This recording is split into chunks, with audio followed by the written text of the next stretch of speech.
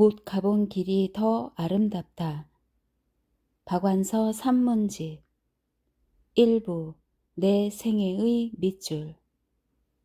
나는 다만 바퀴 없는 이들의 편이다. 이 글은 지난해 시문의 남한산성을 읽으면서 경험한 기이한 추위에 관한 서술일 뿐 서평은 아니다. 늦추위가 있을지는 몰라도 아직까지는 여느 해보다도 따뜻하다. 겨울이 춥지 않으면 해충들이 월동을 해서 다음 해는 농작물이나 인간에게 해를 끼칠지도 모른다는 노인네들의 걱정은 북극의 빙하가 녹아 사람 살 땅이 급격하게 줄어들고 있다는 대재앙의 예고 앞에서는 한낱 사소하고 진부한 구시렁거림에 지나지 않게 되어버렸다. 기상대에서 나온 통계에 의하지 않더라도 누구나 동의하는 이상 난동이 남아 시작되기 전이었으니 아마도 달력상으로는 만추에 해당하는 계절이었을 것이다. 남한산성을 읽게 된 것은 지금 사는 땅 집으로 이사 오기 전엔 송파 쪽에 있는 아파트에서 20년 가까이 살았다. 거기 사는 동안에 올림픽 공원이 새로 생겼지만 내가 자주 바람 쐬러 가던 곳은 남한산성이었다.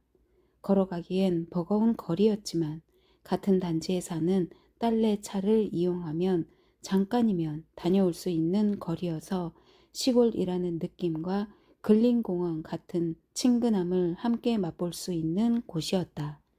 남한산성 말고도 책에 자주 나오는 송파나루와 와부, 삼전도가 나의 행동 반경 안에 드는 친숙한 지명이었다고 해도 병자호란의 치욕과 연관시켜 생각해 본 적은 없었다. 삼전도에서 무슨 일이 있었는지 아주 모르지는 않았지만 그따위 비무시하고 외면해 버리면 그뿐이었다. 우리는 어느 나라에 가서도 꿀릴 것이 없는 경제 대국이 돼 가고 있는데 그 옛날의 대국의 왕인지 칸인지한테 당한 굴욕 좀 나 몰라라 해도 그만이었다. 역사의식이 없기로 치면 남한산성에 대해서는 더했다. 집에서 가까운 잘 보존된 자연은 아파트에 사는 답답함에 큰 위로가 되었다. 자꾸자꾸 개발되어 아파트 단지가 돼 가는 주위 환경을 보면서 남한산성도 사적지만 아니었으면 저꼴이 됐을지도 모른다는 생각으로 거기 광대한 지역을 잘 조성된 산성이 차지하고 있다는 걸 크나큰 축복처럼 여기기까지 했다. 이웃한 딸내서 손녀가 태어나고 그 애가 아장아장 걷기 시작하면서 주말이면 딸내와 어울려 남한산성을 더 자주 가게 되었다. 아파트에서 태어난 아이라 열린 자연이 아닌 성곽으로 보호되고 관리되는 한정된 자연 안에 풀어놓고 바라보면 안심이 되었다. 봄, 여름, 가을 없이 자연은 부지런히 옷을 갈아입고 아이는 어떤 꽃보다도 예쁘게 자랐고 시냇물 소리보다도 더 즐겁게 웃었다. 나도 따라서 자주 웃었다. 내가 다시 마음으로부터 우러나는 웃음을 웃게 될 줄이야. 아마 외아들을 잃은 지 3년쯤 될 무렵이었을 것이다. 참척의 고통을 겪으면서 내가 앞으로 마음으로부터 우러나는 웃음을 웃게 될 줄은 꿈에도 몰랐다. 내가 잃은 기둥에 비해 그 아이는 겨우 콩 꼬투리만 하였으나 생명의 무게에 있어서는 동등했다. 생전 위로받을 수 없을 것 같은 슬픔이 새로운 생명에 의해 위로받고 있다는 사실에 나는 속수무책이었다. 산성에 들어갈 때는 성남쪽 문으로 들어갔다가 집에 돌아올 때는 하남쪽으로 난 문으로 나왔다. 마당집이라는 음식점에서 점심을 먹기 위함이었다. 지금은 어떤지 모르지만 그때만 해도 초라하고 작은 전형적인 시골집이었다. 우리는 그 집에 된장찌개가 있는 기본 식단에다가 장작불에 구운 쇠고기나 돼지고기를 따로 시켜 먹는 소박한 입 호강으로 그날의 가족 나들이를 행복하게 마감하곤 했다. 그 집 방들은 칸살도 작거니와 방문도 도리가 낮고 문지방은 높아서 키가 크지 않은 사람도 몸을 구부리고 들어가야 했다. 계절에 따라서는 툇마루 도리에 메주가 매달려 있을 적도 있었다. 잘든 메주의 꼬랑한 냄새가 마당집이라는 그 집의 옛스러운 이름과 잘 어울려서 그랬던가. 남한 산성에서는 한 번도 생각해 보지 않았던 옛날 사람들의 사는 모습에 대한 상상력을 불러 일으켰다. 말탄 선비거나 짐 실은 장사꾼이거나 영남 어디 매쯤에서 길 떠난 사내들은 험한 재를 넘고 들을 지나 송파 나루를 눈앞에 둔 이곳에서 비로소 마음 놓고 말도 먹이고 버선 벗고 발도 씻었으리라. 꼬랑내가 살짝 섞인 공기가 남한산성의 순수한 공기보다 오히려 감칠맛이 있었다. 소설 남한산성을 읽으면서 우선 반가웠던 건 내가 놀던 마당이나 다름없이 친근한 지명들이 역사의 무대였다는 사실 때문이었을 것이다. 그러나 읽으면서 나에게 실감나게 다가온 것은 재수 나쁘게 하필 그때 왕이 된 임금의 고뇌도 아니었고 조정에 넘치는 말도 아니었고 성을 지키는 병사나 성 안 백성들의 고초도 아니었다. 추위였다. 처음엔 마음이 시린 줄 알았는데 그게 아니라 실제로 몸이 시렸다. 아직 겨울의 문턱에도 못 미친 만추였고 이상 난동이 예상되는 따뜻한 겨울이었으니 그건 올해의 추위가 아니라 병자년의 추위였을 것이다. 아침잠이 없는 늙은이의 습성에 따라 새벽부터 아침 나절까지 아마 사흘 걸려서 그 책을 다 읽었을 것이다. 그동안 내내 춥고 서러웠다. 독감의 징조처럼 기분 나쁜 한기에 이불을 뒤집어 쓰면 서러움이 목이 맥에 복받쳤다. 김훈의 인정머리라고는 손톱만큼도 없이 냉정한 단문이 날이 선 얼음 조각처럼 내 살갗을 저미는 것 같았다. 그건 결코 관념이 아니라 실감이었다. 병자년 추위는 기어코 나에게 감기까지 가져왔으니 말이다. 그때 든 감기는 집요하게도 석 달이나 갔다. 물리적인 어떤 가열로도 데워질 수 없는 그 혹독한 추위는 도대체 어디서부터 비롯된 것일까? 나는 그 원인을 책의 말미에서 비로소 유추해낼 수 있었다. 내가 겪은 이상하도록 집요한 추위는 병자년 추위가 아니라 경인년 일사후퇴 당시의 추위였던 것이다. 일사후퇴는 양력으로 치면 51년이지만 음력으로는 아직도 경인년이었다. 인조 임금도 음력으로 병자년 섣달에 남한산성에 들어가 그 이듬해인 신묘년 정월 금음성을 나와 삼전도에서 청태종에게 항복했다. 그동안 임금은 성안 행궁에 불땐 온돌방에서 꿩고기도 잡수시고 밴댕이 젖도 드셨겠지만 성안에도 못 들어가고 남쪽으로 피난도 못 가고 남겨진 백성들의 고초는 오죽했겠는가.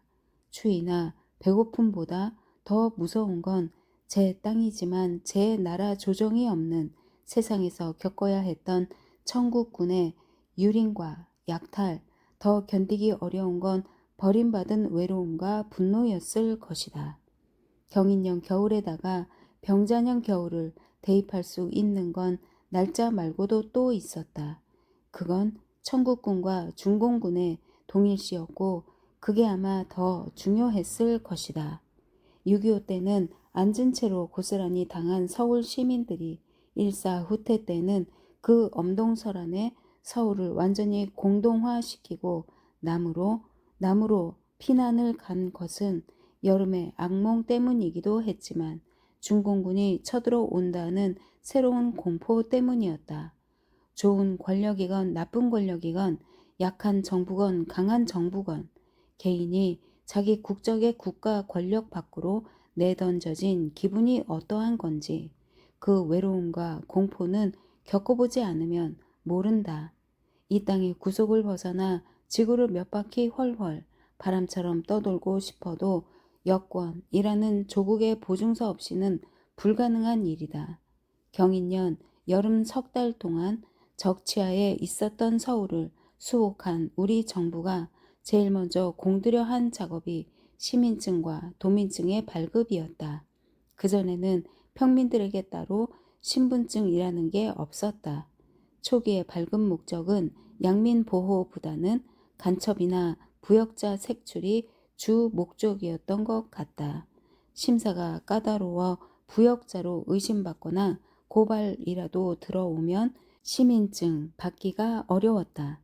그 무렵 중공군의 참전으로 압록강까지 북진했던 유엔군이 작전상 후퇴라는 걸 하게 되면서 서울 시민도 동요하기 시작했다.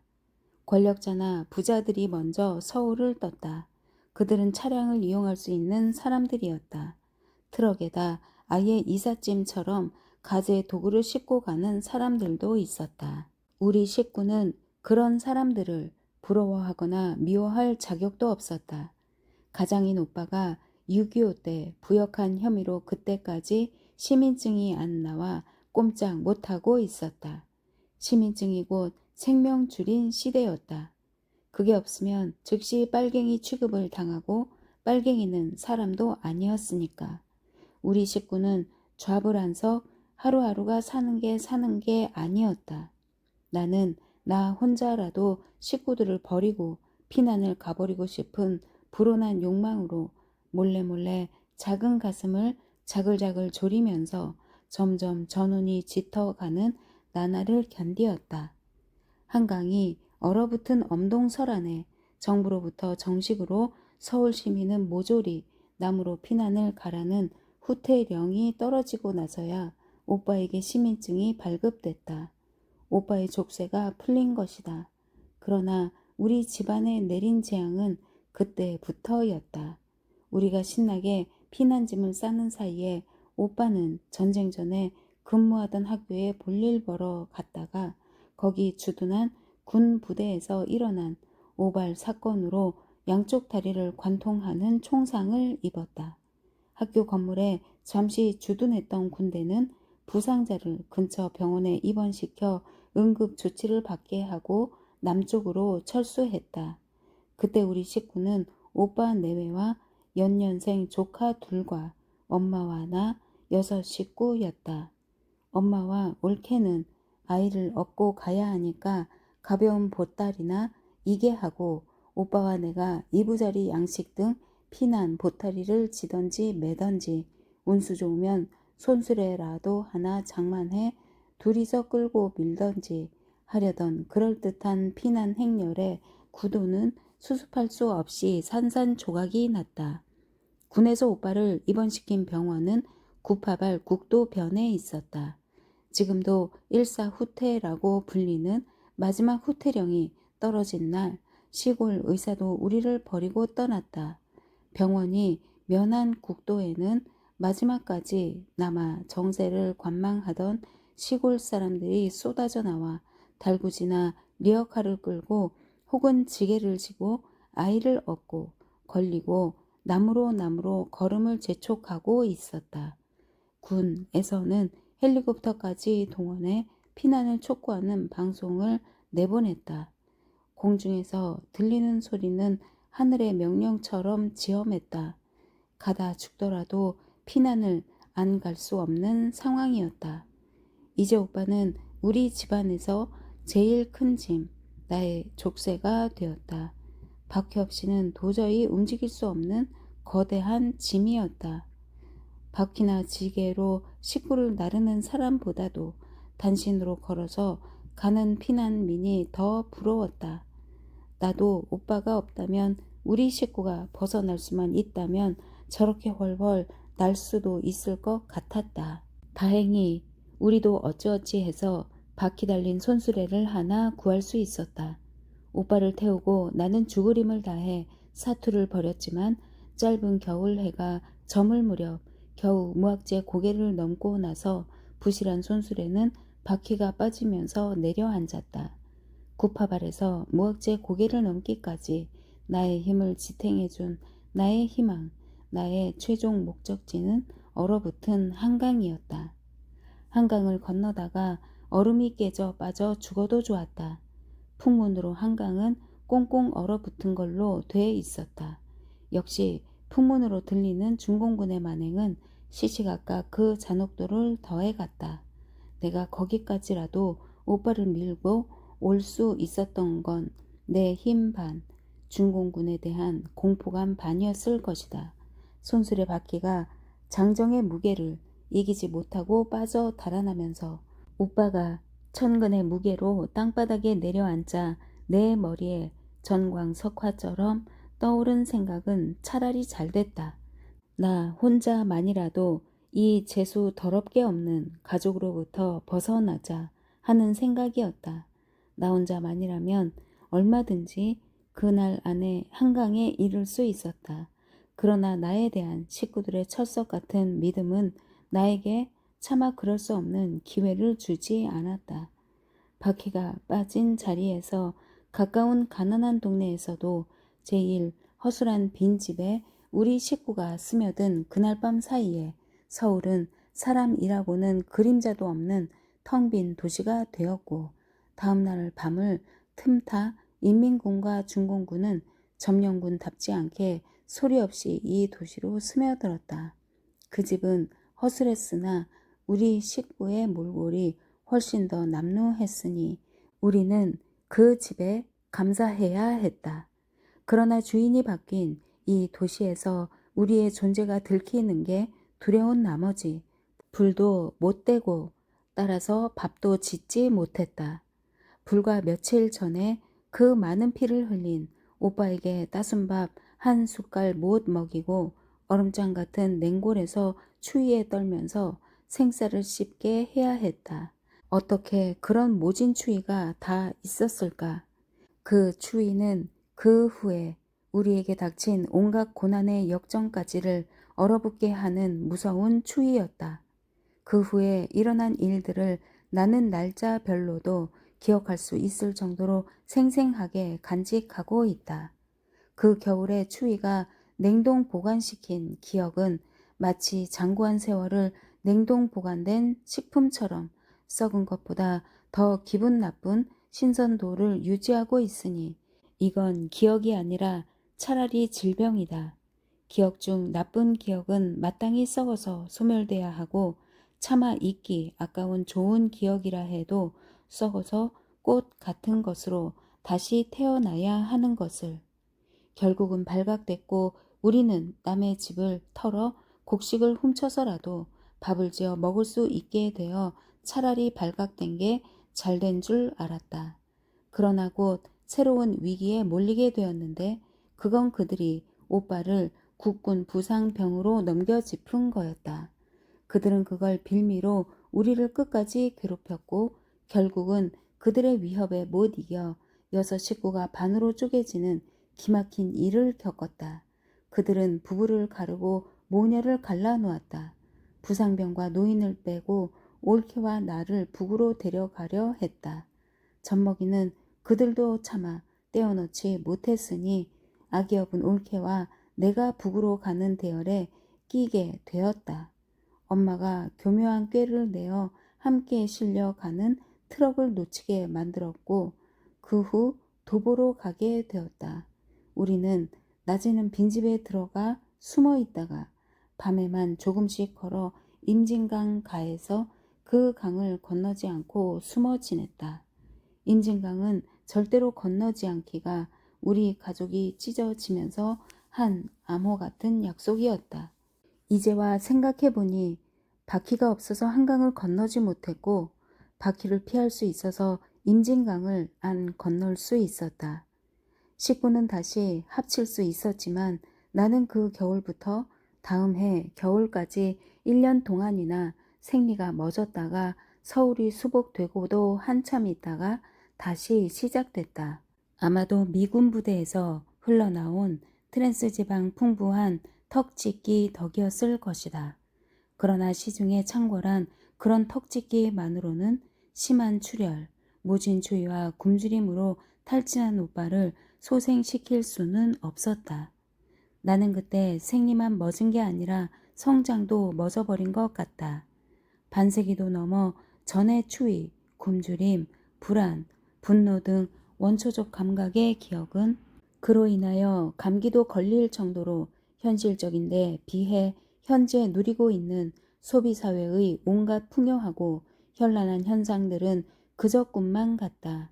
번화가의 환상적인 조명, 무수한 한강 다리를 장식한 아름다운 불빛, 꼬리에 꼬리를 물고 도로를 은하수처럼 흐르는 차들의 행렬을 바라볼 때는 더 그렇다.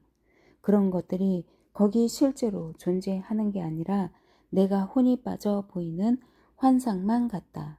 심지어는 내가 소유한 넉넉한 물질이나 약간의 명성, 그런 것까지 실제가 아닌 초라한 내가 잠시 현혹된 헛것이지 싶다.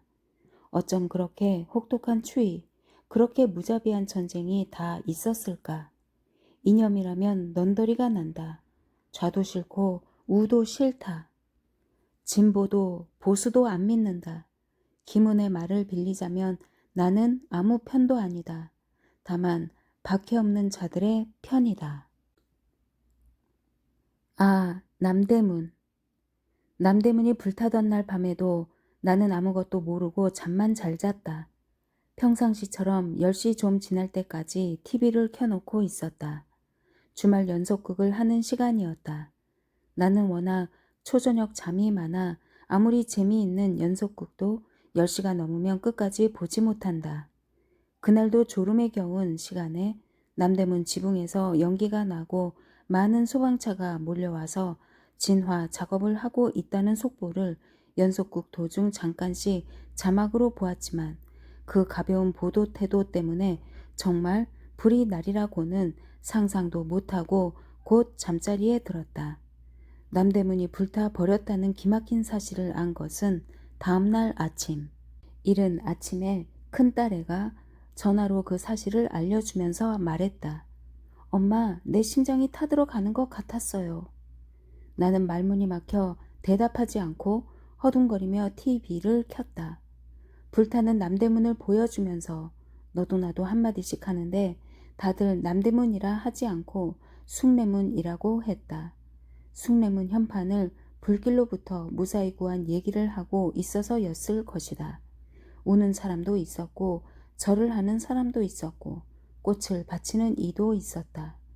나는 작대기처럼 선 채 그 모든 행위에 동참했지만 달려가 그 참담한 현장을 목격할 자신은 없었다.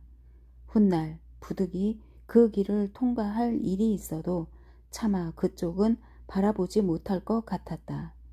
나는 의학 드라마 같은 데서 배나 가슴을 가르는 장면을 보여줄 때면 눈을 감거나 외면하는 비겁한 버릇이 있다.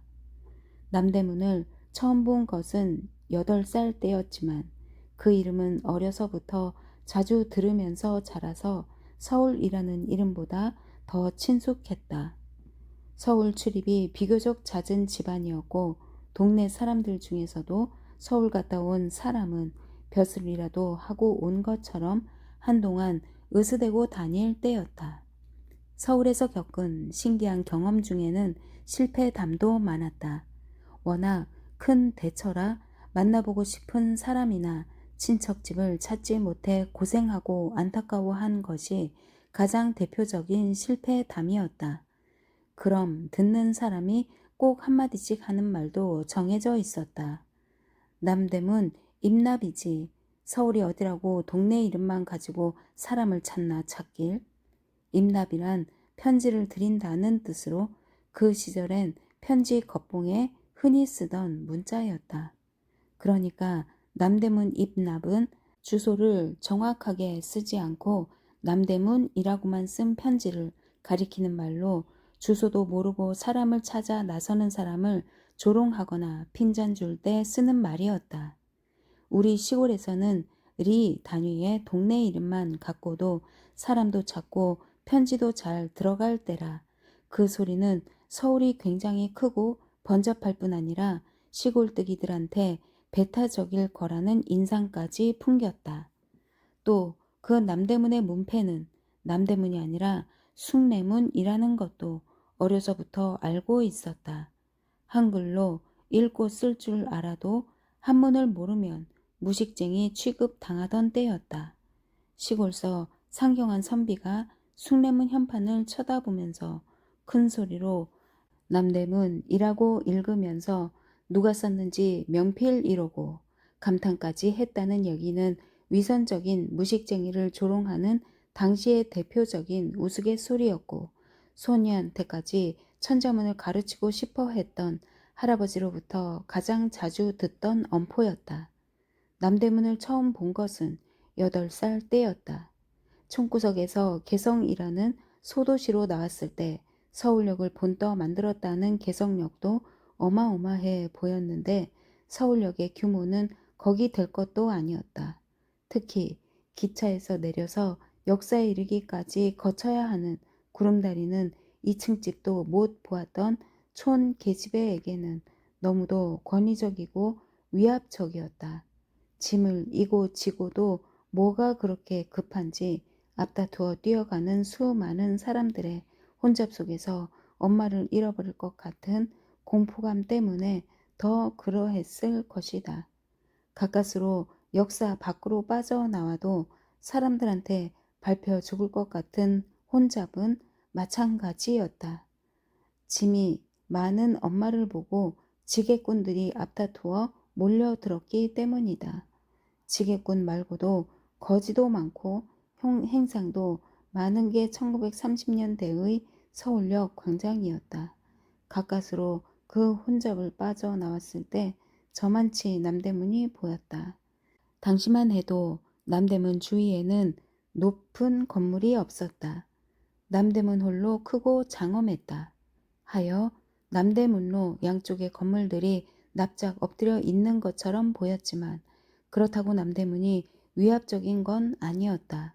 대도시의 혼잡에 걷잡을 수 없는 혼란에 빠진 조그만 계집애에게 괜찮다, 괜찮아 라고 다독거릴 듯 인자하고 편안해 보였다.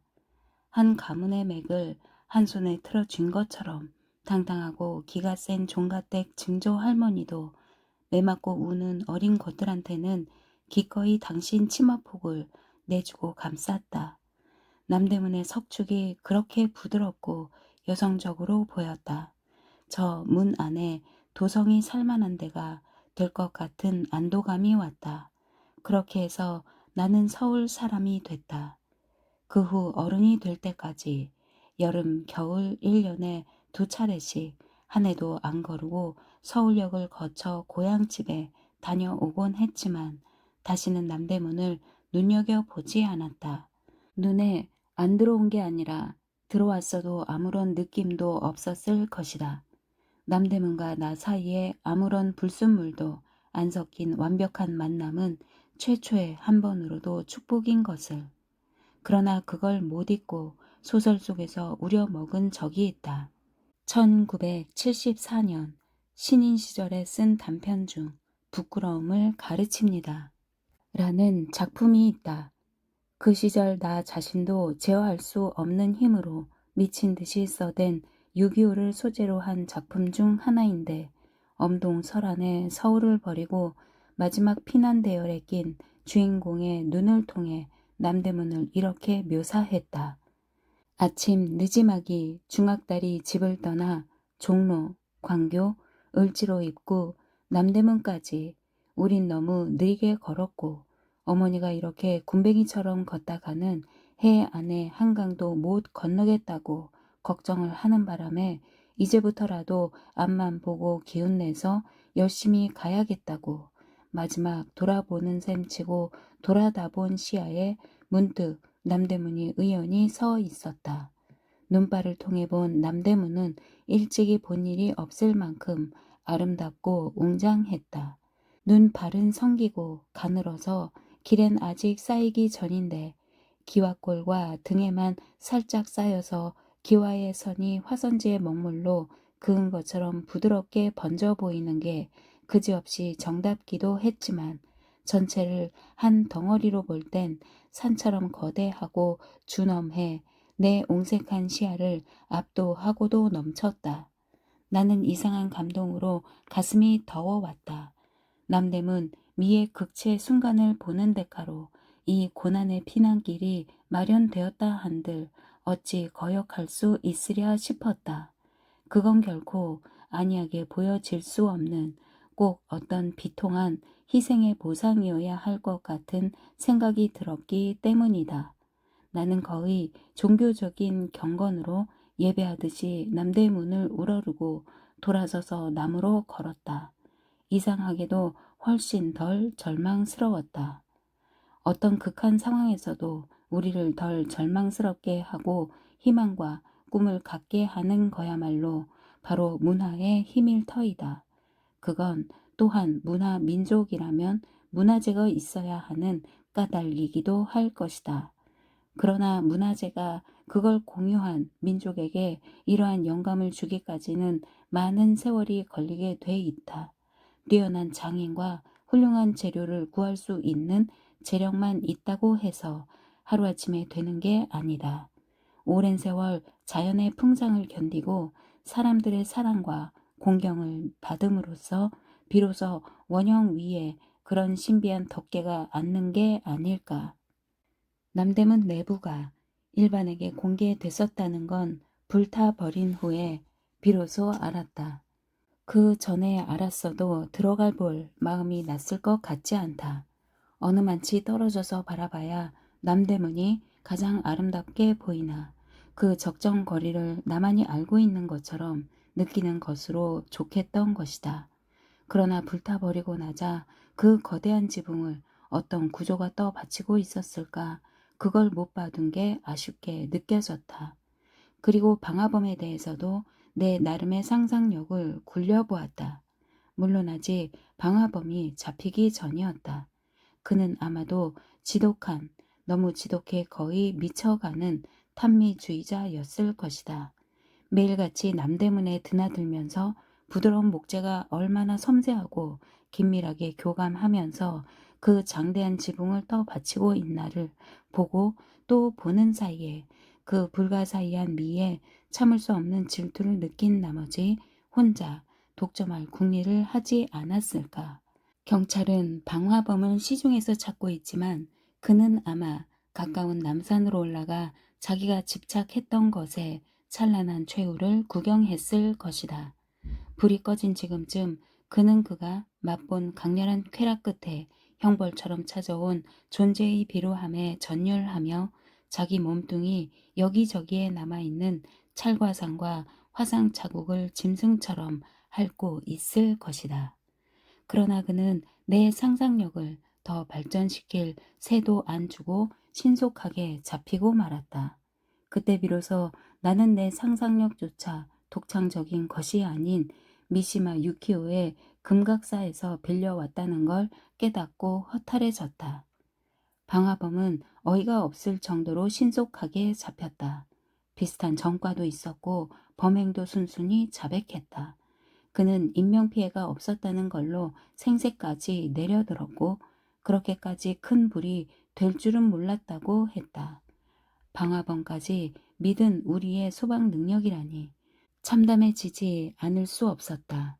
집을 철거당하고 그 보상금이 터무니없이 낮아서 분풀이로 불을 질렀다고 너무도 태연하게 말하는 그의 뻔뻔스러움에는 소름이 끼쳤다. 결국은 돈이었다. 유신 시대부터 오늘날까지 이어져 오는 잘 살아보세, 경제를 살리자 경제제일주의가 만들어낸 파렴치, 책임져야 할 고위층들이 다 같이 형식적인 사죄 끝에 입에 올린 약속도 돈, 신속한 복구, 그리고 돈만 있으면 문제없다는 식의 예산 책정, 돈, 돈, 돈, 돈자루를 틀어쥔 이들의 또 하나의 파렴치, 재건축 아파트를 사고 팔아 막대한 이익을 올리고 그게 한 번도 불로소득이란 생각을 안 해본 나의 뻔뻔함. 그러고도 더 많이 벌어 흥청망청 쓰는 사람만 보면 이놈의 세상을 송두리째 깽판치고 싶다는 열화 같은 정의감에 그 못 말리는 뻔뻔스러움. 내가 순간적으로 소름이 끼쳤던 것은 방화범 개인의 뻔뻔함이 아니라 아무리 정권이 바뀌어도 변함없이 받들어온 경제 제일주의가 길들인 너와 나의 얼굴, 그 황폐한 인간성에 대해서였을 것이다. 엊그저께는 본의 아니게 택시를 타고 남대문을 지나게 되었다. 불타버린 남대문과의 첫 대면이었다. 내 심장은 이상한 것처럼 충격받지 않았다. TV로 반복해서 보는 사이에 길들여져 오히려 원형이 아득했다. 그래도 내 표정이 조금은 비통했나 보다. 운전기사가 웃음 섞인 목소리로 말을 걸었다. 오늘 얻어들은 웃기는 소리 하나 해드릴까요? 젊은이들이 이런데요. 숭례문은 탔지만 남대문은 남아있어서 다행이라고. 나도 웃으면서 남대문을 무사통과. 인간이 하는 일은 어느 시대나 똑같다는 생각을 했다. 남대문은 멀쩡하게 복원될 테고 500년 후에 오는 이는 내가 본 덕에 앉은 남대문을 다시 보게 되리라. 그동안 경제 제일주의의 뻔뻔스러움에 자존심이 상한 국민들은 그 옛날 김구 선생의 말씀을 표절에다가 선거 공약으로 내세운 참신한 지도자를 뽑게 되는 일도 생기지 말란 법이 없을 것이다. 김구 선생의 백범일지 중에서 언제 들어도 마음에 깊이 와 닿는 내가 원하는 우리나라의 첫머리를 인용하는 것으로 감히 이 졸문의 말미를 장식하려고 한다. 나는 우리나라가 세계에서 가장 아름다운 나라가 되기를 원한다. 가장 부강한 나라가 되기를 원하는 것이 아니다.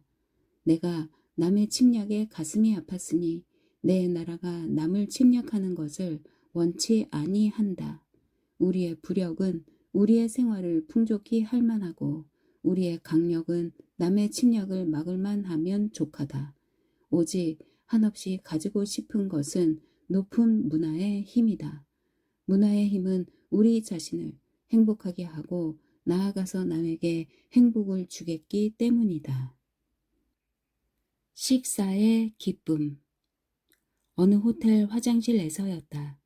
안에서 일을 보다가 밖에서 들리는 목소리에 푹 하고 웃음을 터뜨렸다. 들어올 때 세면대에 나란히 서서 손을 씻던 여자들의 뒷모습을 본 것 같은데 그들은 아마도 모녀간이었나 보다. 나이든 목소리가 말했다. 글쎄 그 개 같은 년이 오래간만에 저희 집에 간 시어미한테 햇반인지 뭔지 슈퍼에서 파는 상자밥을 내놓지 뭐냐. 젊은 목소리가 맞장구를 쳤다. 그러게 내가 뭘 했어. 엄마 다신 그 집에 가지 말라니까. 저런 철없는 것이 있나. 말리는 시누이도 얄밉다지만 말리는 척도 안 하고 부추기기부터 하는 시누이가 좀 지나치다는 생각이 들었지만 엄마는 충분히 위로받았나 보다.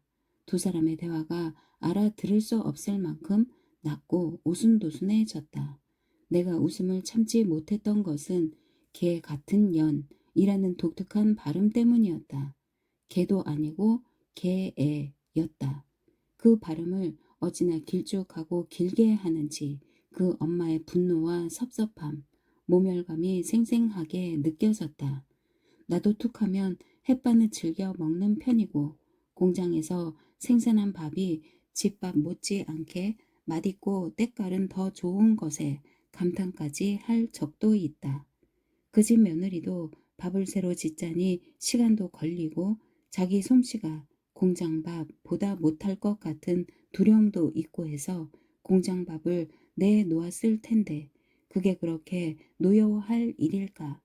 그렇게 며느리 편에 서서 이해가 되면서도 실은 그 어머니한테 더 동정 비슷한 친밀감을 느끼고 있었다. 나하고 동시대인 일뿐만 아니라 비슷한 문화를 공유한 사람끼리의 동질감 같은 거였다.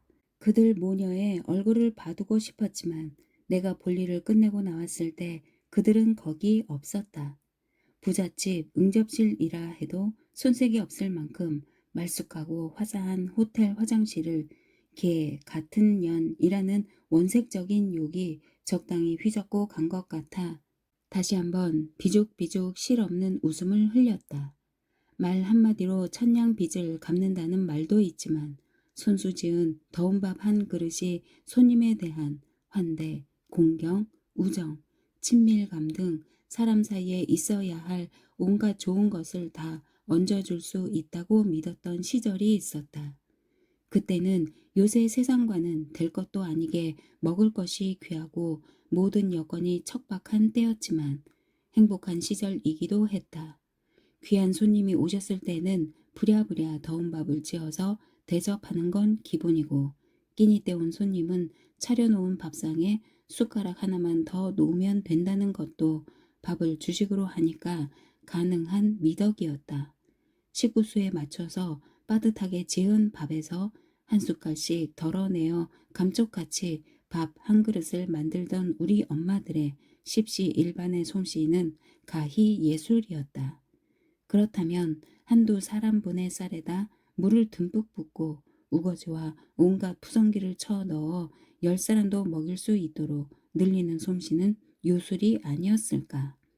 요술이라도 부려 군식구를 포함한 밥상머리 여러 입들이 고루 배부르게 나눠 먹는 없는 사람들끼리의 법도가 없었다면 전랑과 전후의 보릿고개를 더불어 살아남기 어려웠을 것이다.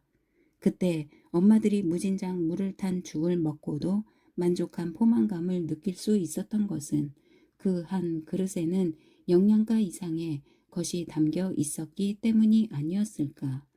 내가 손수 만든 반찬에는 내 손맛이 스며 있다고 믿는 것처럼 손수 지은 끼니에는 탄수화물 이상의 것을 담아낼 수 있다고 믿는 게 쌀자루를 틀어진 엄마들의 소박한 생각이었다.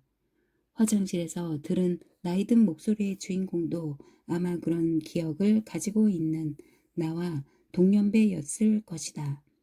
우리 연배들의 식성 중에서도 나는 좀 더 촌스러운 편이어서 패스트푸드나 서양 요리를 별로 좋아하지 않고 우리 식에다 서양식을 뒤섞은 국적 불명의 요리는 혐오까지 하는 편이다. 자연히 손자들하고는 식성이 잘 안 맞는다. 그래도 나는 그 아이들이 중요한 시험을 앞두고 있어서 격려해주고 싶을 때나 까칠하고 의기소침해 보여 위로해주고 싶을 때는 불현듯 밥을 먹이고 싶어진다. 나는 밥을 무지 좋아하는 것 같다. 특히 내가 지은 밥에는 자부심 같은 것까지 가지고 있다. 자식들이나 손자들이 예고 없이 잠깐 들렀을 때도 보온 밥통 밥을 먹이기는 해도 햇반은 안 먹이게 된다. 찬밥이라도 내가 지은 밥을 먹여야 뼈가 되고 살이 될 것 같은 믿음은 근거는 없지만 자신에게는 위로와 보람이 된다. 개의 같은 년을 부르는 여자와 나는 같은 족속이다. 우리의 어두운 지난 날을 불꽃처럼 살다간 혁명가가 있어 어느 야반 집에 남은 아녀자들의 가난한 주머니를 털러 잠깐 들렀다가 사라졌다고 치자. 젊은 아내에게 남은 아쉬움은 못다한 입맞춤이었겠으나 그 어미에게는 미처 못 먹인 더운 밥이 될 것이다. 미처 못 먹인 밥은 찬밥도 더운 밥이 되는 법이다.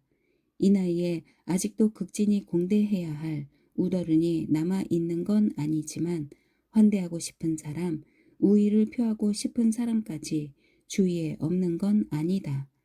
그런 사람한테도 밥 한 번 같이 먹자는 소리를 아무렇지도 않게 잘하는 편이다. 그때 밥은 식당 밥도 햇반도 아니고 집밥이다. 평소에 흉 허물 없이 무심하게 대하던 사람이 어느 날 갑자기 착하고 불쌍해 보일 때가 있다. 위로해주고 싶어서 한다는 소리도 집에서 밥 한 번 같이 먹자는 소리다. 마음에 남는 친절한 대접을 받고 나서 답례로 한다는 소리도 같은 소리이다. 나는 아마도 밥을 여린 마음, 다친 마음 등 마음에는 무조건 잘 듣는 만병통치약쯤으로 아나보다. 그러나 그런 격식 차리지 않는 나의 초대에 선뜻 응하는 사람은 별로 없다. 빈말로 알아듣거나 정말로 알아들었다고 해도 거북한 듯 비켜간다. 초대라면 의뢰의 진수성찬을 연상하고 부담 주기 싫어서일 것이다. 하긴 누가 나한테 집밥을 먹으러 오라고 초대해도 그렇게 비교할 수밖에 없을 것 같다. 요새 세상에 자기네 먹는 밥상에 숟가락 하나만 더 놓는 초대일 리는 없으니까. 그래도 말로라도 그런 초대를 받으면 기쁠 것 같다. 내가 믿는 집밥의 효능을 믿어주는 건 그래도 피부치밖에 없는 것 같다. 따로 사는 손자가 오늘 할머니한테 가서 저녁 먹고 싶다고 전화를 걸어올 때가 가끔 있다. 하는 일이 피곤한가, 뭐가 뜻대로 안 되나, 녀석의 목소리가 지친 듯 가라앉아 있다. 그럴 때 나는 막 신이 난다. 마치 내가 지은 더운 밥 한 그릇이 녀석에게 새로운 기회라도 불어 넣을 수 있다고 믿는 것처럼 가슴이 설레고 으스대고 싶어지기까지 한다. 내가 생각해도 정말 못 말리는 늙은이다. 성경에서도 가장 좋아하는 대목은 예수가 당시 사람들을 신분에 상관없이 당신 식탁에 초대했다는 기록이다. 예수님의 식탁에 초대받은 손님은 거지나 병신, 세리, 창녀들로 당시의 계급 사회에서는 최하층의 불가촉 천민들이었다.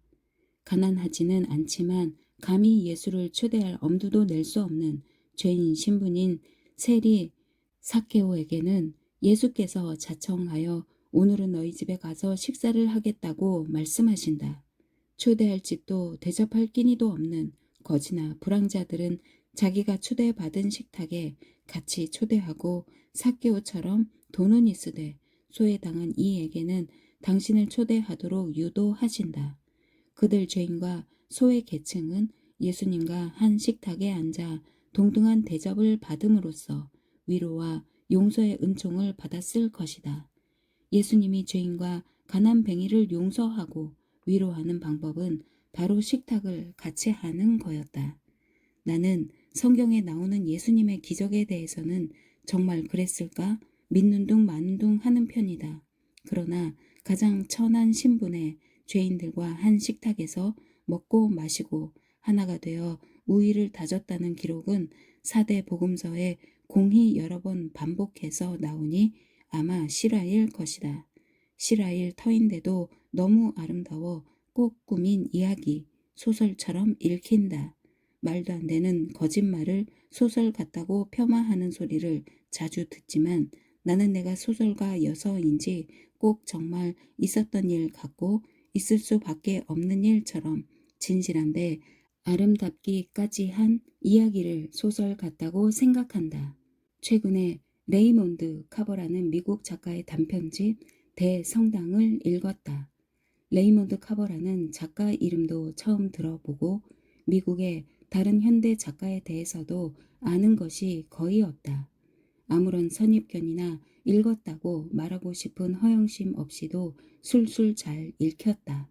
직업이 있거나 없거나 먹고 살 걱정은 없는 잘 사는 나라에서 그저 그렇게 사는 사람들의 모습을 들여다보면서 인간관계가 어쩌면 저렇게 끈적끈적하지 않고 맨송맨송한지 요새 젊은이들이 지향하는 쿨하기가 혹시 저런 건지 생각을 굴려보게 되었다.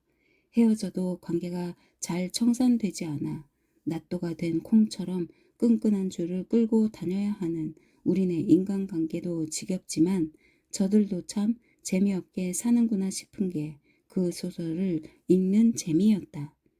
이 나라에도 이런 리얼리즘 작가가 있구나. 편안한 마음으로 쉬엄쉬엄 읽다가 별것 아닌 것 같지만 도움이 되는 이라는 단편에 이르러서는 뜻하지 않은 박진감 때문에 숨 가쁘게 읽어야 했다. 하워드와 앤 부부에겐 스코티라는 8살 된 아들이 있다. 오는 월요일이 스코티의 8번째 생일이다. 토요일 저녁 앤은 쇼핑센터에 있는 제과점으로 생일 케이크를 주문하러 간다. 어떤 장식의 케이크를 만들어 달라고 주문하는 동안 행복에 겨운 앤은 말이 많아지려고 하지만 빵집 주인은 퉁명스럽다. 그가 필요로 하는 최소한의 것, 케이크의 모양, 아이 이름, 전화번호만 받아 적고 앤이 수다 떨 시간을 주지 않는다. 애는 33살에 그릴 것 없이 행복한 주부이고 내일 모레는 아들의 생일 파티가 있는 날이기 때문에 들떠 있지만 빵집 주인에겐 생일 케이크를 주문받는 일은 직업적인 일상사일 뿐이다. 생일인 월요일 아침에도 아이는 다른 날처럼 걸어서 학교에 간다. 다른 아이들과 포테이토 칩을 주고받으며 생일 파티에 무슨 선물을 받을지 알아내려고 안달을 한다. 그러나 인도에서 발을 헛디디면서 지나가던 차에 곧바로 치인다. 같이 가던 친구는 울음을 터뜨리고 100피트쯤 더 나아가던 차도 멈춰서서 돌아본다. 아이는 비틀거렸지만 곧 멀쩡하게 일어섰고 아이를 친 차도 기어를 넣고 떠나간다. 아이는 울지도 않고 어떤 말도 안 하고 학교에도 안 가고 집으로 돌아온다. 돌아온 아이는 엄마에게 학교 가다 당한 사고를 이야기하고 나서 곧장 소파에 축 늘어지더니 의식을 잃는다. 애는 하워드에게 연락하고 급히 응급실로 싣고 간다. 하워드는 병원으로 모는 차 속에서 여태까지 학벌로나 사회적으로나 탄탄대로를 걸어온 자신과 건강하게 생존해 계신 양친, 걱정 안 끼치고 다들 유복하고 화목하게 사는 형제 자매들, 하나같이 잘 나가는 대학 동창까지 떠올린다. 아직까지 그에게 어떤 쓰라린 경험도 없었다는데 대한 두려움이야말로 앞으로 닥칠 불행에 대한 치명적인 예감인 것을. 스코티가 실려간 병원에서는 수많은 엑스레이 촬영과 검사를 거친 후에 곧 깨어날 거라고 대단한 일은 아니라고 가벼운 병명을 들이대지만 아이는 안 깨어난다. 여러 가지 검사를 하고 주치의도 바꾸지만 여전히 큰일 날 병은 아닌데 아이는 안 깨어난다. 나쁜 사람은 하나도 없다. 그러나 의사는 의사일 뿐 부모만은 못하다. 부모가 한잠도 못 자고 아무것도 못 먹는 동안 의사는 음악회에 가도 손색이 없을 것 같은 깨끗하고 세련된 옷차림으로 회진을 온다. 의사의 말은 한결같다. 곧 깨어날 겁니다. 아무것도 못 먹고 한잠도 못 잔 부부는 번갈아서 잠깐씩 집에 들른다. 먼저 집에 들른 남편은 이상한 전화를 받는다. 그건 주문한 케이크는 왜 안 찾아가느냐는 전화였지만 케이크에 대해 아무것도 모르는 남편은 딴청을 부린다.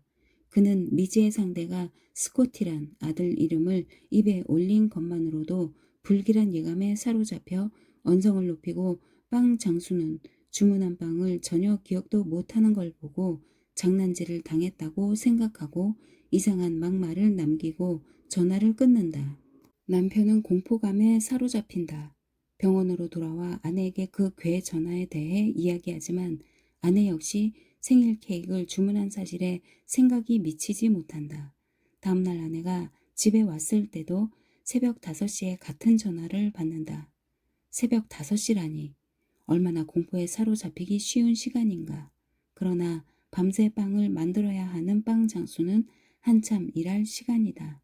상대가 사이코나 아이를 치고 달아난 뺑소니 운전자라고 믿는 엄마는 내가 원하는 게 뭐냐고 소리 지르고 그동안 케이크 상에서 팔아먹을 것을 단념한 빵 장수는 케이크 소리는 안 하고 스코티를 잊었느냐고만 묻는다. 이 못된 새끼야. 서로 소통하지 못한 채 통화는 끊긴다.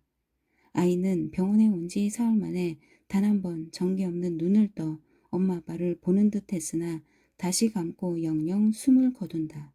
아이가 다시는 숨을 안 쉬게 된 뒤에야 정밀 검사 결과가 나와 아이의 병명을 안다.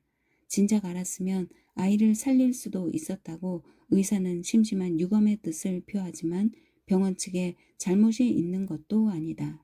정확한 진단이 나오기까지 그만한 시간이 걸렸고 아이의 목숨은 그동안을 기다려주지 않았다. 흔히 있는 일이다. 부부가 집에 돌아왔을 때 또 그 전화가 걸려오고 전화 때마다 목소리 뒤에서 들리던 윙윙대는 제빵 기계 소리와 생일 케이크 주문하러 가서 빵 장수에게 아들 이름과 전화번호를 일러준 생각이 나서 그 질 나쁜 장난 전화가 빵장수로부터였다는 걸 알아차린다. 그놈이 그럴 수가? 분기탱천한 애니 남편과 함께 빵집으로 돌진한다. 빵장수는 사흘이나 되어 마시간 케이크를 내놓으면서 거저라도 가져가라고 비꼬고 엄마는 내가 이럴 수가 있냐고 폭언을 퍼붓는다. 서로 말이 안 통하는 옥신각신을 하다가 빵장수가 비로소 스코티가 죽었다는 걸 알게 된다. 본성이 퉁명스러운 빵장수이지만 마음으로부터 잘못을 사과하고 두 사람을 의자에 앉힌 후 안정시키려고 애쓴다. 그는 자기가 그들이 생각하는 것처럼 그렇게 못된 사람이 아니라고 변명하면서 오븐에서 갓 구워낸 따뜻한 롤빵을 내놓는다. 애니 마침내 롤빵을 집어먹기 시작하자 더 먹으라고 세상에 있는 롤빵은 다 여기 있다고 말한다. 애는 롤빵을 다 먹고 커피도 마셨다. 갑자기 허기를 느낀 앤에게 그 롤빵은 달콤하고 따뜻했다. 그들이 롤빵을 먹는 동안에도 빵장수는 사과를 멈추지 않으면서 그 나이까지 아이 없이 보내는 세월이 어떠한지 또 계속해서 같은 일을 하는 게 어떤지를 털어놓는다. 그러나 꽃장수가 아니고 빵장수인 게 사람들이 먹는 것을 만드는 일을 그가 얼마나 좋아하는지도 숨기지 않는다. 그에게 빵 냄새는 언제라도 꽃 냄새보다도 더 좋았다. 애는 그의 말에 귀를 기울이면서 롤빵을 아귀아귀 3개나 더 먹고 빵집 주인이 맛보라고 내놓은 뜯어먹기 힘든 거칠고 검은 빵까지 잘도 삼킨다. 그들은 그 빵에 온갖 빵을 더 이상 먹을 수 없을 때까지 먹고도 자리를 뜨지 않고 새벽이 되어 창으로 햇살이 높이 비칠 때까지 빵장수와 이야기를 나누는 것으로 이 이야기는 끝난다. 더 할 얘기가 뭐가 있겠는가. 부부의 삶은 계속될 것이다. 다시 아이를 가질 수도 안 생기면 안 가질 수도 있겠지만 자식을 잃은 것을 핑계로 여태까지 이어온 부부의 삶을 파탄내는 일은 없을 것이다. 그 정도면 해피엔드인데 나는 가슴이 싸해지면서 눈물이 나려고 했다. 나도 20년 전에 참척을 겪은 일이 있다. 너무 고통스럽거나 끔찍한 기억은 있게 돼 있다던가.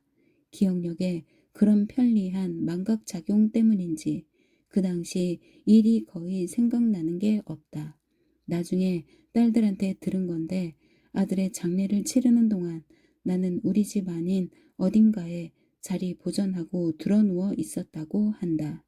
장례를 치르고 온 딸들이 엄마가 듣건 말건 위로가 되라고 한 말이 장례식에 아들 친구들이 많이 와서 성대했다고 전했다고 한다.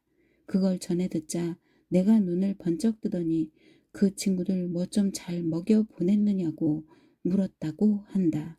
그 소리를 듣고 아이들은 고통스럽긴 하겠지만 엄마는 다시 삶을 이어갈 수 있겠구나 안도했다는 것이다. 삶이란 존엄한 건지 치사한 건지 이 나이에도 잘 모르겠다. 노인, 최신 영화를 보러 가다. 모든 모임이나 약속은 서울특별시에서 이루어진다. 특별시에서도 강남이거나 종로구거나 다른 데서 나를 불러주기도 하고 내가 누굴 보자고 부르기도 한다. 사는 건 서울에서 못 살고 경기도 구리에서 산다. 교외의 전원주택에 산다고 하면 그럴듯하게 들릴 수도 있으련만 겉멋으로라도 그러고 싶지 않다. 시골스러운 경치도 인심도 사라지고 발랑까진 동네가 돼버린 지 오래다. 단지 교통이 불편할 따름이다. 운전만 할 수 있다면 그런 대로 살 만할 텐데 그걸 배우기엔 너무 늦은 나이에 차 없이 살 수 없는 동네의 둥지를 튼 것이다. 시골에 산다는 걸 핑계로 웬만한 모임엔 안 나가기도 하고 시내에 나간 날 여러 가지 일을 몰아서 보기도 한다. 자연히 첫 번째 볼 일과 두 번, 세 번째 볼 일 사이에 자투리 시간이 생기게 된다. 언제부터인지 자투리 시간을 영화 보기로 심심하지 않게 보낼 수 있게 되고부터는 그걸 즐기기까지 하게 되었다. 아마 시내 도처에 멀티플렉스 상영관이 생기고부터일 것이다. 한 건물에 열 몇 개씩 영화관이 들어서 있고 상영시간도 각각이라 내 시간에 맞는 영화를 골라 찾기만 하면 된다. 대부분의 영화관에서 늙은이는 관람료를 할인해 주는 것도 기분 좋은 일이다. 시내에선 백화점 세일, 볼만한 미전, 개성 있는 박물관, 고궁, 전망 좋은 찻집 등 남는 시간을 즐길 수 있는 장소가 세고 셌는데 왜 하필 영화관일까? 사실 영화관보다는 그런 곳을 더 좋아하기 때문에 그런 곳은 일부러 날 잡아 느긋하게 가야 할 것 같고 자투리 시간엔 영화 보기가 가장 적절하다고 생각하는 것은 영화에 대한 폄하라기보다는 세살적 버릇이 여든 간다는 오래전 버릇의 재발 같은 게 아닌가 싶다. 거슬러 올라가자면 해방 후 약간 혼란스럽고도 완고했던 여고 시절까지 가야 한다. 지금의 고2, 고3에 해당하는 학년이 돼도 집에서도 학교에서도 입시 공부 같은 걸 따로 시켜주지 않았다. 대학 갈 애가 많지 않았을 때였다. 여고 졸업한 나이를 결혼 정년기로 칠 때여서 학교에서도 가사과를 따로 두고 신부 수업에 해당하는 과목을 중점적으로 가르치긴 했어도 대학 갈 애를 위한 배려는 없어서 각자 알아서 해야 했다. 졸업이 가까우니 건방만 늘어서 일제히 잔재로 그대로 남아있는 교칙 같은 거 살짝살짝 무시하고 앞머리로 애교 머리를 만들기도 하고 박스형 교복 허리에 다트를 넣어 허리선을 강조하기도 했다. 나는 공부벌레도 못 되면서 교칙에 정해진 일이라면 머리꼬랑이 길이가 정해진 길이에서 1cm만 넘어도 벌벌 떠는 소심한 모범생이었다. 그런 내가 잘못 걸리면 정학을 당할지도 모르는 짓을 예사로 저질렀는데 그건 학생 관람 불가 영화를 보러 다니는 일이었다. 그 비용을 위해 예사로 엄마를 속였다. 학교 근처에 꽤 괜찮은 외화만 전문적으로 상영하는 재개봉관이 있는 것도 내 일탈을 도왔다. 당시 숙명여고는 수송동에 있었고 거기서 지척인 종로 내거리에 있는 화신백화점 5층이 바로 그 재개봉관이었다. 집이 있는 도남동에 새로 생긴 동도 극장도 당시 나의 단골 영화관이었다. 학생 관람 불가 영화라고 해서 학생에게 극장표를 안 파는 일은 없었다. 훈육주임 선생에게 걸리지만 않으면 되었다. 교복의 흰 깃은 깜깜한 극장 속에서 눈에 띄기 쉬우므로 안으로 구겨 넣는 건 기본이었다. 물론 그 짓은 수업 끝나고 집에 가는 시간을 이용했다. 가을이나 겨울 같은 때는 분명히 화날 때 극장에 들어갔는데 나와 보면 밤이었다. 종로 거리는 당시 최고의 번화가여서 전깃불이 밝고 사람들이 바쁘게 오가는 모습이 낮과 판이한 달뜬 활기에 넘쳤다. 영화 속 별 3개의 연속인 양 낯익은 거리가 낯설어져 잠시 방향 감각을 잃고 우두망찰하게 되는 것도 어딘지 감미롭고도 쓸쓸한 영화의 뒷맛이었다. 사춘기라 불리는 나의 꽃봉오리 시절은 우리 민족의 격동기였다. 식민지 시대에 입학해서 같은 학교에서 해방을 맞고 미 군정 시대를 거쳐 남한만의 독립을 이룩한 지 얼마 안 될 때였다. 어리둥절할 정도로 세상이 변해도 변하지 않는 것은 궁핍과 불안이었다. 내남없이 하루하루의 삶은 고달프고 남루했다. 학교에서는 열심히 자유와 민주주의에 대해 가르쳤고 세상에도 그 소리가 넘쳤지만 그걸 써먹는 일엔 다들 서툴렀다. 적성 국가였다가 승전국이 된 서양의 정치 이념은 그렇게 만만한 게 아니었다. 서양 영화의 매혹은 식민지 시대에 태어나 나을 때부터 몸에 밴 전체주의적인 억압과는 딴판인 세상을 눈으로 확인하는 놀라움이라고도 볼 수 있었다. 아, 사람이 저렇게도 살 수 있는 거로구나.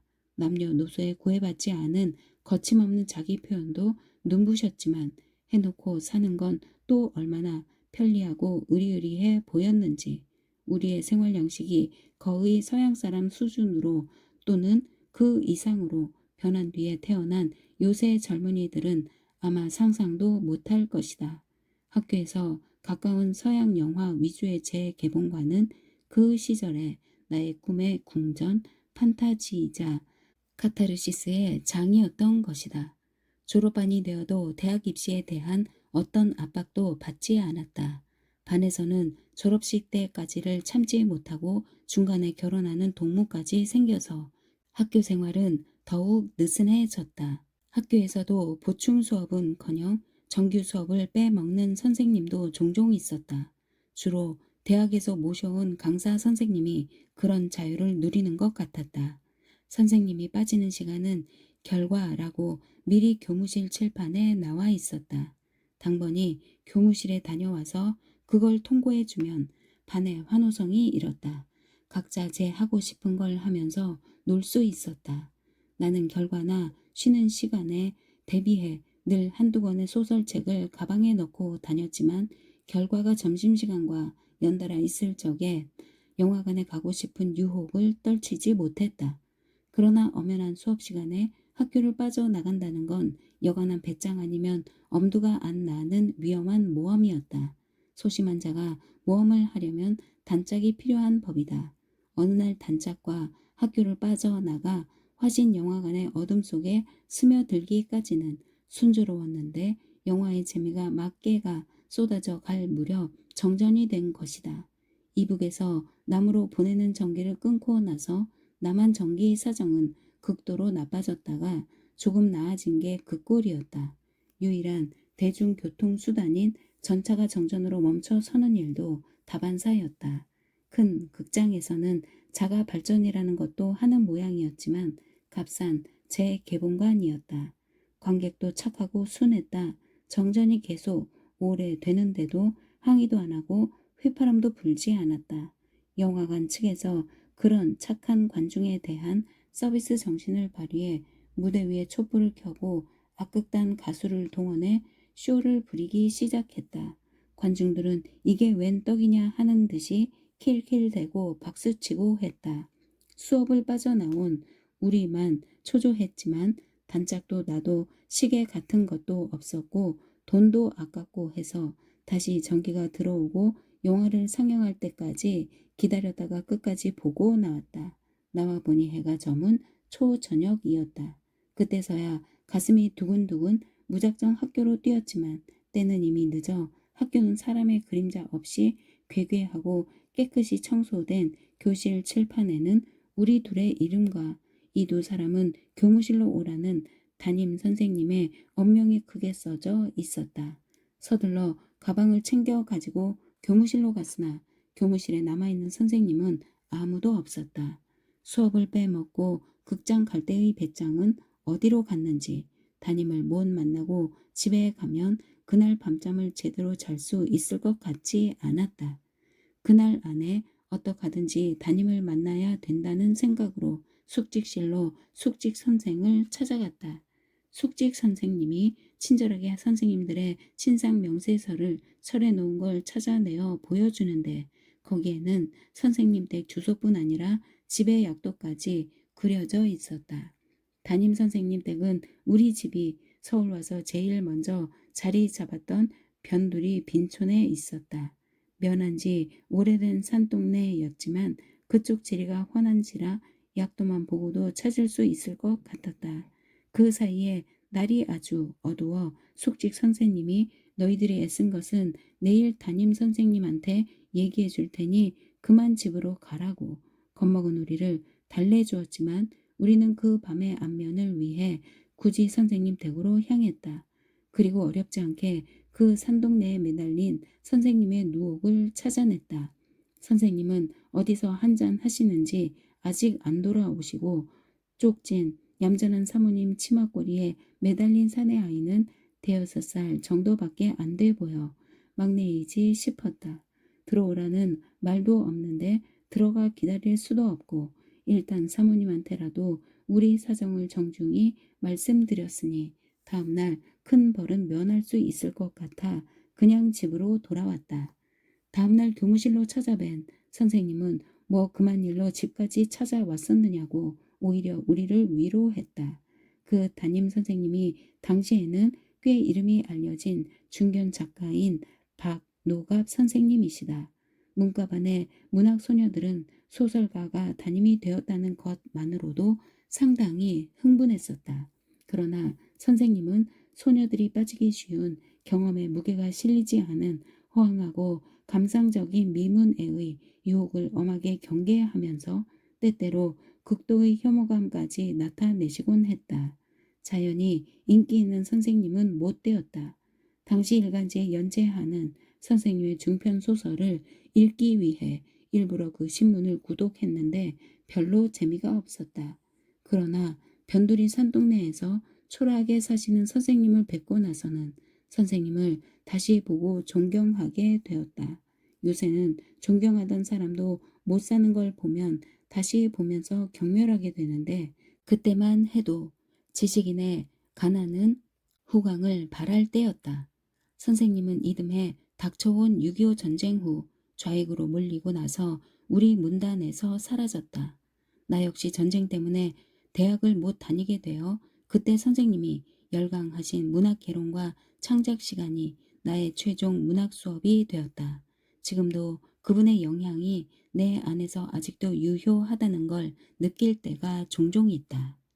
문학적 성향과 영화에 대한 애착이 같은 것일 수는 없다고 해도 문학에 있어서는 10대의 마지막 해에 받은 영향만 갖고 울고 먹어도 동시대인과 소통할 수 있는 글을 쓰는데 큰 무리가 없는데 영화는 전혀 안 그렇다. 자투리 시간에 영화 보러 가고 싶어 하는 건 어릴 적 버릇일 뿐 그런 버릇을 만든 기본적 욕구를 만족시키는 영화를 만나기는 점점 더 어려워지는 것 같다. 솔직히 말해서 요새 영화는 이해가 잘 안 된다. 영화를 다운받거나 DVD로 보지 않고 굳이 영화관까지 가는 건 여럿이 같이 보는 재미, 교감 때문이기도 한데 젊은이들이 많이 든 영화일수록 쟤들은 왜 이런 영화를 재미있어 할까 소외감만 느끼게 된다. 자투리 시간에 본 영화 중 밴드 비지트라는 영화를 꽤 기분 좋게 봤는데 교통 좋은 예술영화 전문 상영관에서 나를 포함해서 단지 6명이 보았다. 6명을 위해서도 영화를 틀어주는 게 고마웠다. 노인을 위한 나라는 없다는 아카데미상을 받았다는 것 때문에 보게 되었다. 책을 살 때는 노벨상 받은 작품이란 게 구매욕에 전혀 도움이 안 되는데 영화에 있어서는 안 그렇다. 친구하고 같이 갔는데 그 역시 그랬을 것이다. 친구가 미리 표를 사 놓았고 나는 약속 시간보다 많이 늦게 가서 시작 부분을 10분쯤 놓치고 보았다. 마약과 돈가방 때문에 사람이 무수히 죽었다. 그렇게 많은 사람이 죽는 영화는 전쟁 영화 빼고는 처음 봤다. 내 몸에도 피가 튈 것 같은 끔찍한 영화였다. 그 지겨운 시간을 견딘 건 오로지 늙은 보안관이 범인 잡는 걸 보기 위한 것이었는데 영화는 노 보안관 부부의 아리까리한 대화로 돌연 끝났다. 뒤통수를 치듯이 그렇게 돌연 끝나는 영화는 처음 봤기 때문에 그럴 리가 없다고 그 영화에 참여한 모든 이름이 지루하게 상승하는 엔딩 자막이 끝나고 불이 켜질 때까지 멍청이 기다렸다. 그게 끝이라니. 카타르시스가 안 된다는 게 그렇게 찜찜한 것인 줄은 몰랐다.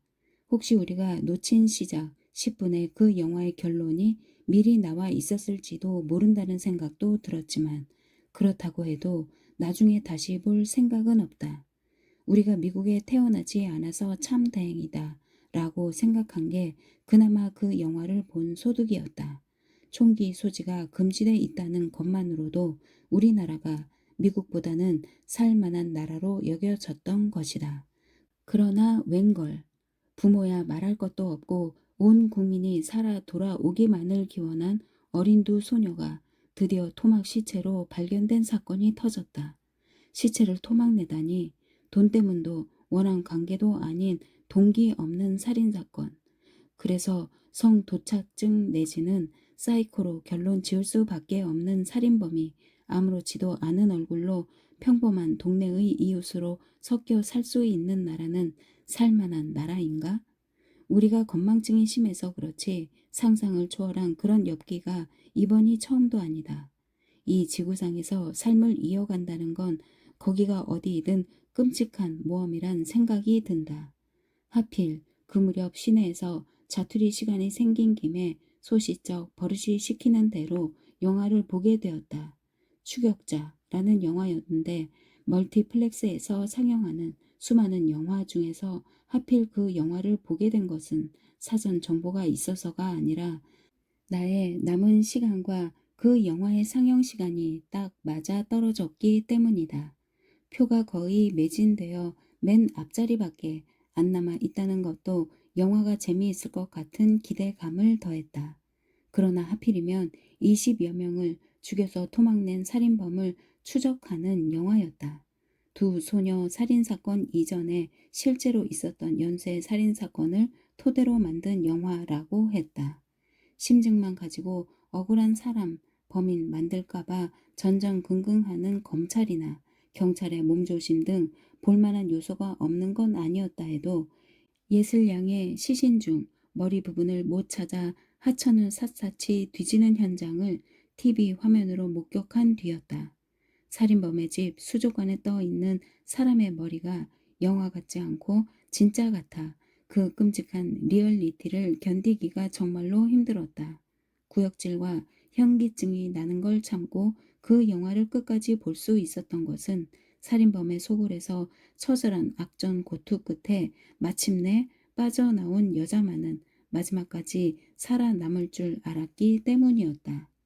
그 여자는 창녀였지만 예쁜 딸을 둔 엄마이기도 했고 끝까지 삶을 포기하지 않는 초인적인 용기도 보여주었다. 영화적으로 살아남기에 부족함이 없었다. 그러나 그 영화는 그 정도의 해피엔드도 관객에게 선물하지 않았다.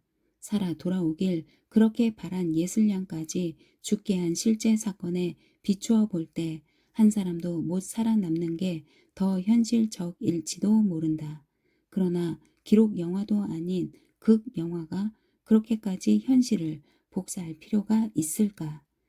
판타지도 없고 카타르시스의 욕구도 채워지지 않자 이상하게도 아니 당연하게도 마음이 살벌해지는 걸 느꼈다. 저런 인간은 죽여야 돼. 그전까지 한 번도 동의해 본 적이 없는 사형제도를 열렬하게 지지하고 있었던 것이다. 최근에도 행복한 영화 보기가 아주 없었던 것은 아니다. Away from her는 소문을 듣고 보게 되었다. 처음 가본 아담한 영화관이었는데 기다리고 있는 관객들은 멀티플렉스 상영관과는 다르게 중년층 이상의 여성들이 대부분이었고 부부 동반도 알맞게 섞여 있었다. 제 시간이 되자 영화관은 꽉 찼다. 영화도 재미있었지만 보는 동안 내내 같이 보는 사람들과의 교감 같은 게 느껴지는 것도 근래에 느껴보지 못한 행복한 체험이었다. 끝나고 영화관을 빠져나오면서 흘러들은 영화평도 슬며시 사람을 웃게 만들었다. 줄리 크리스티, 그 여자 어쩌면 그렇게 곱게 늙었을까? 닥터 지바고에 나왔을 때보다 더 섹시하더라. 아무나 그렇게 늙을 수 있는 게 아니다. 영화니까 가능한 판타지일 뿐이다. 치매는 더군다나 그렇다.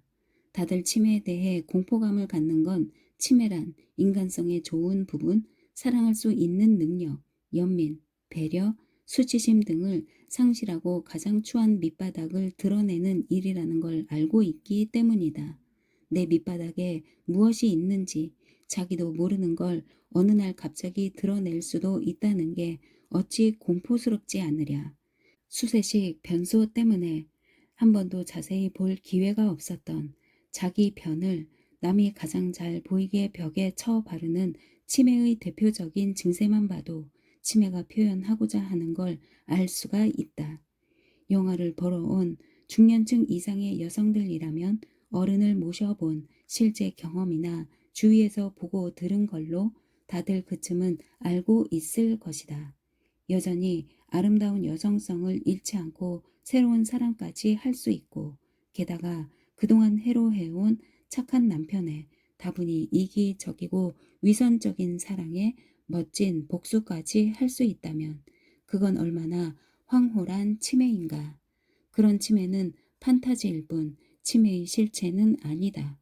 그러나 그런 치매도 있다고 생각하고 싶은 건 인생의 마지막 복병, 치매에 대한 공포를 위로받고 싶어서이다. 카타르시스야말로 예나 지금이나 변치 않는 영화의 위대한 힘이지만 무엇이 우리 마음에 와 닿아 그런 작용을 하는지는 넘을 수 없는 세대 차가 있는 것 같다.